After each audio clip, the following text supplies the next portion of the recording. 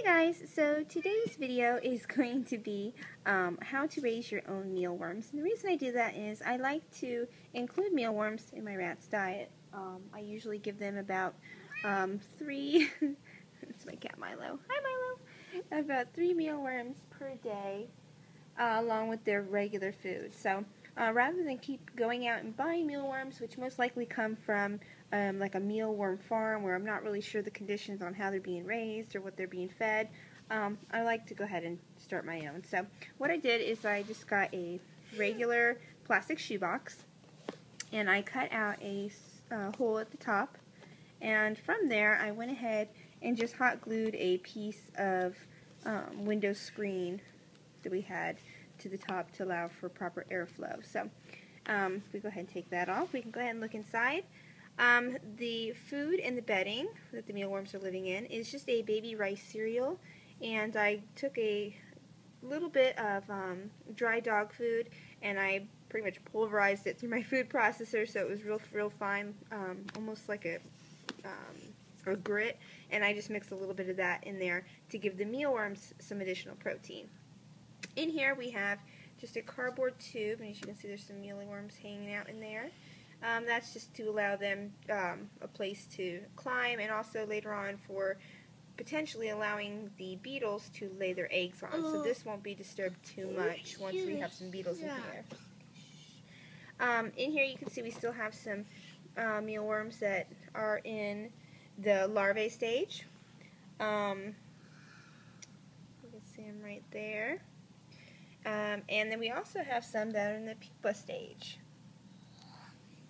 See if I can zoom in on these guys. Let me grab one. Oh yes, wiggle, wiggle, wiggle. Alright, so, whoops, where'd he go? There he is there. And what I've done is, every day I kind of sift through here and I locate any of the pupa and I'm putting them separately, because once these finish their little change here, they're going to be beetles, and I kind of wanted to have an idea how many beetles I was looking at to get an idea of how many potential breeders you know, I can be expecting. So I just used little recycled plastic Gerber baby food tubs. Just got 2 of them in there, so you can see some of these guys hanging out here. Alright. Just loosely put them in there. See them all hanging out? Alright. And then for the lids of the baby food containers, I use this kind of like a little platform. And this one has a piece of apple, a spinach leaf, and a little piece of green bean on here. So that adds additional nutrients for the mealworms, but also adds a little bit of moisture. Also took a little bit of a kitchen sponge, got it slightly damp, you know, cut it into little pieces, and put those in here to add some humidity to here.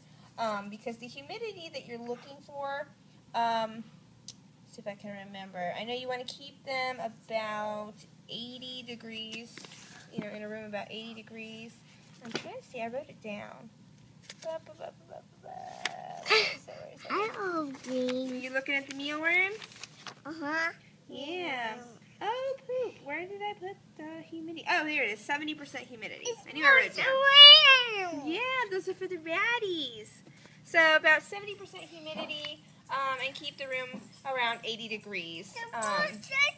Room temperature is fine. Okay.